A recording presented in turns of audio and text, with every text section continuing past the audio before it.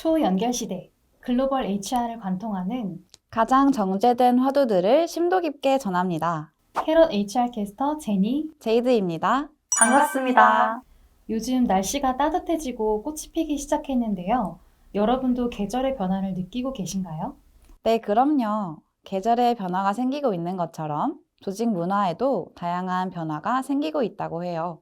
저희와 함께 변화하는 조직 문화에 대해 알아볼까요? 최근 조직 구성원들의 직업 가치관이 변화하고 있다는 조사 결과가 많이 등장하고 있습니다. 다들 자주 접하고 계시죠? 네, 그렇습니다. 직업 가치관의 첫 번째 변화는 구성원이 업무 외에 개인 시간에 대한 존중과 배려를 전보다 더욱 강하게 희망한다는 것입니다. 딜로이트의 발표에 따르면 34%의 Z세대와 31%의 밀레니얼 세대가 현재 일과 삶의 균형에 매우 만족한다고 응답했다고 하는데요.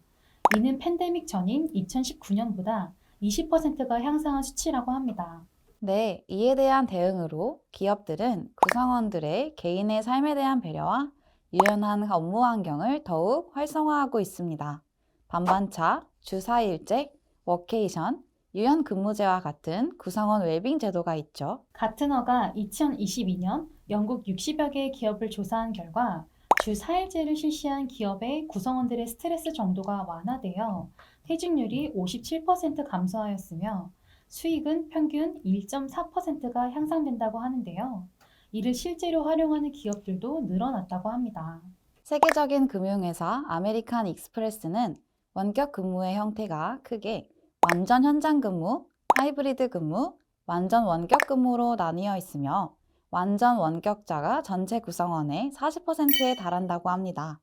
절반에 가까운 수치라니 활성화가 되고 있는 것을 확실히 알 수 있습니다. 아메리칸 익스프레스는 이러한 유연한 근무 정책을 통해 우수 인재들을 유치하고 포춘이 선정한 밀레니얼 세대를 위한 최고의 직장 100곳 중 한 곳으로 선정되었습니다. 직업 가치관의 두 번째 변화는 구성원들이 직장에서 일의 의미를 중시하고 조직 안에서 개인의 성장과 경험을 희망한다는 것입니다. 금전적인 가치만이 아니라 성장과 개발을 중시한다는 것인데요. 네, 딜로이트에 따르면 성장을 중시하는 Z세대와 밀레니얼 세대는 정규직과 비슷한 경력 향상 기회가 있는 시간제 일자리에 이전보다 더 많은 관심을 가지고 있다고 합니다. 그렇다면 이러한 가치관 변화에 따른 조직 문화의 변화에는 무엇이 있을까요? 오늘날 기업들은 구성원들의 경력 개발 및 경력 관리에 더욱 힘쓰고 있습니다. 업무에 필요한 기술을 발전시키는 업스킬링, 그리고 재숙련시키는 리스킬링에 투자하는 것을 대표적인 예시로 꼽을 수 있겠네요. 또한 일의 의미를 중시하는 구성원들을 위해 직원 경험을 활성화하고 긍정 경험을 제공하는 조직 문화가 형성되고 있는 것입니다. 구성원들에게 더 많은 권한과 참여 기회를 주는 것이 대표적인 예시입니다. SHRM이 2024년 2월 HR 전문가 1197명과 미국 근로자 1206명을 대상으로 실시한 설문조사에 따르면 HR 부서의 12가지 책임 요소 중 가장 중요한 것으로 두 그룹 모두 긍정적인 직원 경험을 만드는 것을 선택했다고 합니다. 그에 대한 사례로 에비안과 액티비아로 유명한 회사 다논을 소개할게요. 다논은 전 세계 55개국 10만 명의 직원을 업스킬링하기 위해 1억 유로 규모의 글로벌 교육 프로그램에 착수했다고 밝혔는데요. 에비앙 현장에 전문 경영 교육센터를 설립해 2030년까지 향후 10년 안에 직원들에게 미래의 기술을 갖추기 위한 연간 100만 시간의 교육을 투자할 계획이라고 밝혔습니다.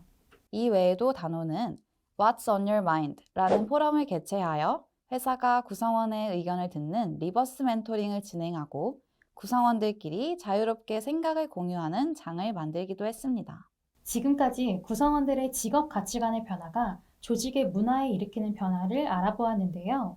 다음으로 일하는 방식과 근무 형태의 변화에 따른 조직의 변화에 대해서도 함께 알아볼까요?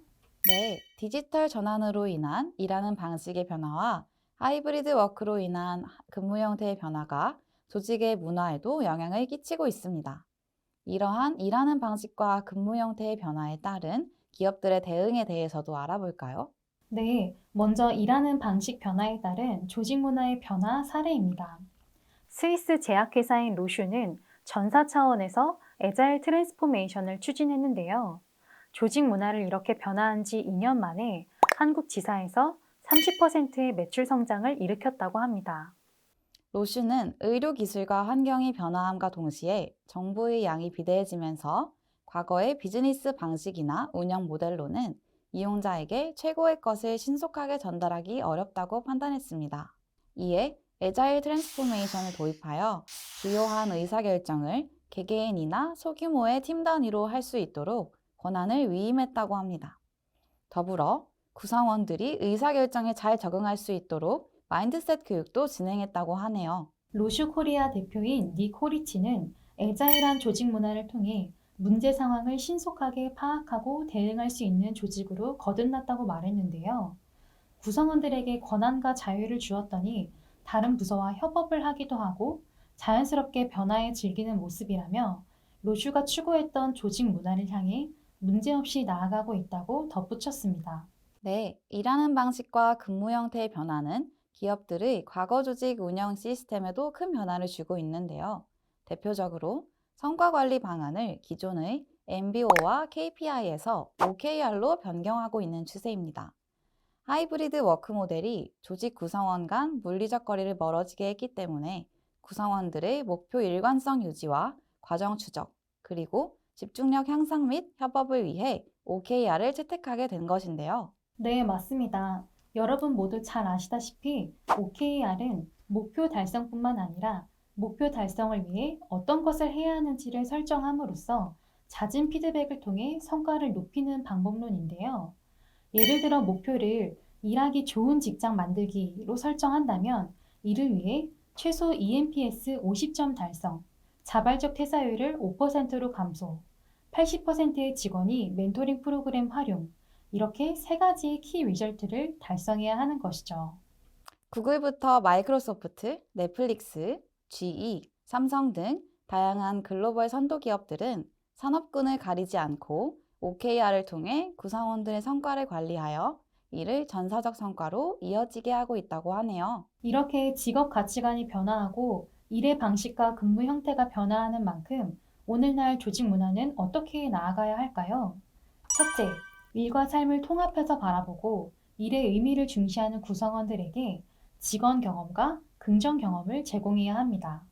둘째, 조직의 성장 못지않게 자신의 성장 또한 중시하는 구성원에게 경력 개발과 성장의 기회를 제공해야 합니다. 셋째, DT 전환을 활용하여 민첩한 의사결정과 신속한 커뮤니케이션 환경을 구축하고 구성원들의 권한과 참여 기회를 확대해야 합니다. 이러한 변화를 통해 기업은 구성원들의 목소리에 귀를 기울이는 만큼 관리자와 리더들에게도 체계적인 리더십 프로그램을 제공하고 효과적인 성과 관리를 지원하여 각 그룹이 제자리에서 빛을 발하도록 할 때 조직을 성공적으로 견인할 수 있을 것입니다.